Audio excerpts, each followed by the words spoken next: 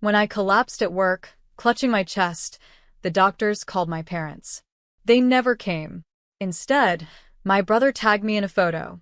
Family day without the drama. I said nothing. Days later, still weak and hooked to machines, I saw 92 missed calls and one text from Mom. "We need you. Answer immediately." Without thinking twice, My name is Lauren Hayes. And if you think you know how this ends, stay tuned. Because what happens when the family who abandons you at your weakest suddenly realizes you are the one holding everything together?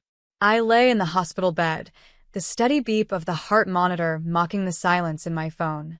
The bruises on my arms were from IVs, not comfort. The flowers beside me? Sent by coworkers, not blood. My brother's photo replayed in my mind, their smiles wide, plates full, caption cruel. Without the drama. The drama was me, my body failing, my breath shallow, my chest tight. But in their world, drama was inconvenience. And love was conditional. So I stayed quiet. I let them laugh while I healed alone. Until the tide shifted. The 92 calls came first, like a storm battering a locked door. Then the text, sharp, commanding, desperate. "We need you. Answer immediately." I stared at it for a long time, machines tethered to me, my pulse measured in numbers. What could they possibly need now? Money?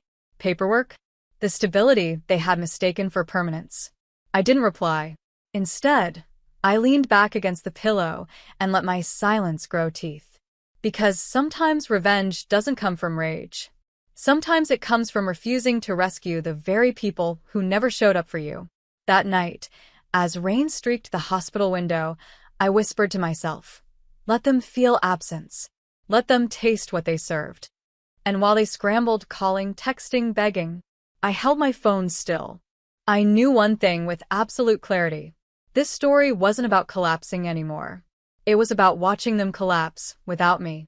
And when I finally answered, it wouldn't be with mercy. It would be with truth. The calls didn't stop. By morning, the screen lit like a siren, their names flashing again and again. Dad. Mom. Unknown numbers. Even my brother, who had mocked me publicly, tried 5 times in a row. I let them ring out. For years, I had been their emergency line. The fixer. The one they leaned on when bills piled up, when legal forms confused them, when the house needed repairs, when emotions spilled over. Lauren will handle it.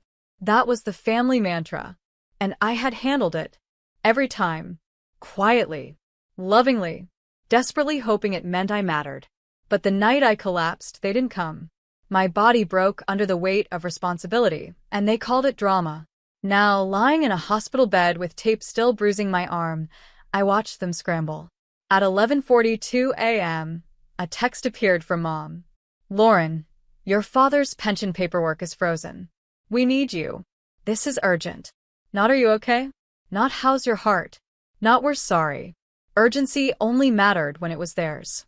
My pulse quickened, not from weakness this time, but from clarity. They hadn't just abandoned me. They'd exposed themselves. Their love was a transaction. Their concern, a contract. I closed my eyes, hearing the steady monitor beep. Each sound reminded me. I was alive. Barely, but alive. And that meant I had choices. So I made one. I called my lawyer. A man who didn't ask about family dinners, who didn't need photos or captions, only documents. Ms. Hayes, he said calmly, are you sure you want to proceed? Yes, I whispered. Within hours, signatures were filed. Accounts shifted. Access revoked. Every thread they had pulled from me was cut clean. When they called again, I knew what they wanted. Money. Papers. The stability I'd built in silence. And when I finally chose to answer, my voice would be steady, not with apology, but with distance. Because there's a difference between collapsing from exhaustion and letting the ones who drained you finally collapse without your hands to hold them. That truth was still waiting. And I was almost ready to deliver it. By the 3rd day, my strength was returning. I could walk the sterile hallway slowly, for pole in tow, nurses nodding encouragement as I passed. My heart was fragile, but my mind was sharp, sharper than it had been in years. The phone on my tray table buzzed constantly. 92 missed calls had become 137. And then one new text from my brother, the same one who had tagged me in that cruel photo. Look, we messed up. But Dad can't access his pension, Mom's insurance is tangled, and you're the only one who knows how to handle this. Please, just fix it. Fix it. That was always my role, the family's invisible backbone. They mocked me when I needed them, but begged when I wasn't available. I scrolled back to the photo he posted, the whole family laughing around a table, drinks raised, my name buried under the caption, without the drama. Now I imagine those same faces, not glowing with laughter, but twisted with panic. Their fixer was gone. At 3:27 p.m., another text from Mom arrived. Lauren, if you don't help us, we'll lose everything. Please just answer. You can be mad later. Mad later. As though my collapse, my hospital stay, my silence were just phases to push past. I didn't reply. Instead, I opened the folder my lawyer had couriered. Inside were the stamped confirmations. My removal as co-signer on their accounts. My resignation from the family trust. Transfer of my savings into a private account under my name only. I held each page like a lifeline. This wasn't vengeance. It was reclamation. That night, the news played softly on the TV in my hospital room. A local business segment highlighted my name, not my family's. Lauren Hayes, financial analyst, announces independent foundation to support patients with medical debt. I smiled faintly. They thought I was their fixer. They never realized I was also the builder. And now, the walls I built for them were gone. They could knock. They could beg. They could call 100 times. But all they would find was a locked door and a woman who finally decided to stop opening it. The true silence was coming.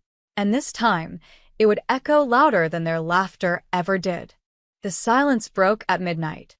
My phone lit up again, this time with a string of messages that almost read like confessions, but not quite. Mom, Lauren, please. We should have come. We didn't realize. Brother. You know we love you, right? Things just got out of hand. Dad, call me. This is serious. I stare at the screen, the glow reflecting on the hospital walls. The words looked right, but they felt hollow. Not apologies, just panic dressed up as concern. Because the truth was simple. They weren't sorry for leaving me alone in a hospital bed. They were sorry the foundation they stood on was crumbling without me. The next morning, I was discharged.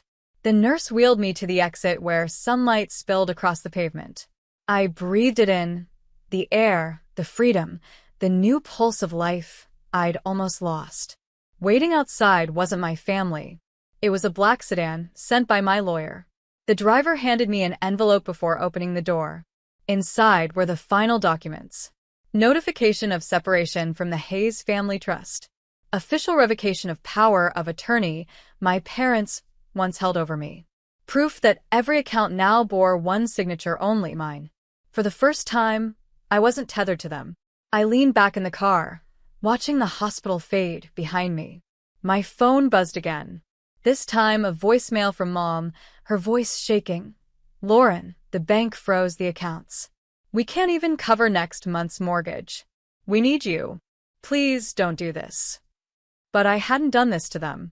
They had done it to themselves. Every time they dismissed my worth, every time they chose laughter over love, appearances over presence. I pressed delete.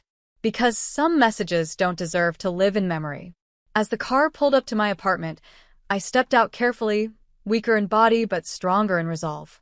I unlocked the door with my own key, into a space that finally felt like mine. And for the first time in years, I didn't brace for someone else's weight. My family would keep calling. Keep begging. Keep trying to stitch their image back together. But they would never understand the truth. The day I collapsed, they abandoned me. And the day they needed me was the day I finally stood. The days that followed felt unreal. My phone buzzed less with medical updates and more with news alerts carrying my own name. Lauren Hayes launches Patient Support Fund. From abandonment to advocacy, one woman's stand.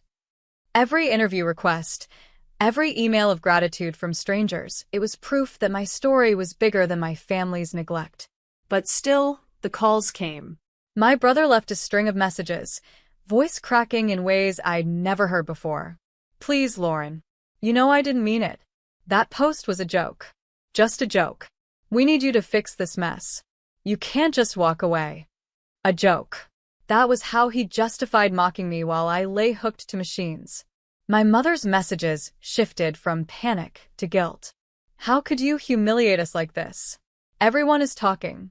People at church whisper. Do you want to destroy your own family's reputation? Their reputation. Never my well-being. And my father? Silence. Except one text at dawn. This is beneath you. Call me. But I didn't call.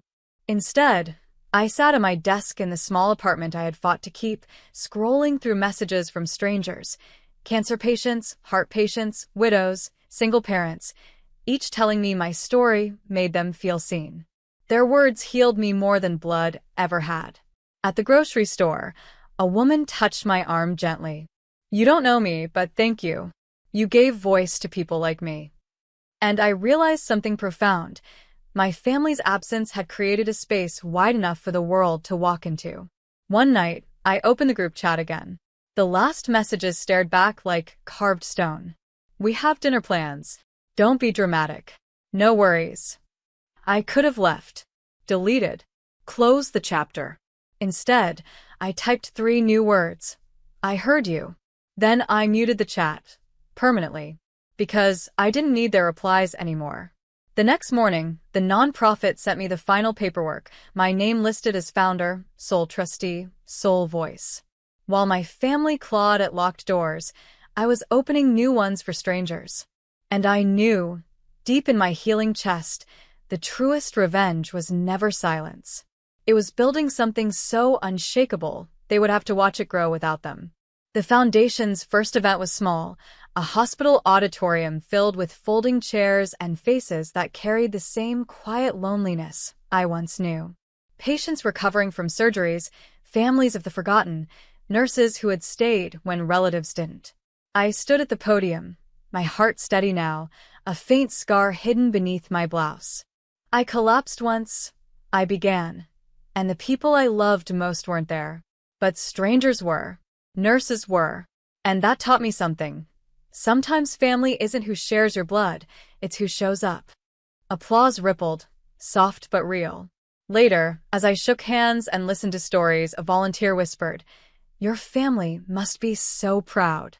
I didn't answer. Pride wasn't what they felt. Panic, maybe. Shame, certainly. But never pride. Because while the event filled the hall with light, they sat in their house with curtains drawn, reputation collapsing like sandcastles in rain. That evening, another text came from Mom. "We can't pay the lawyer without your help.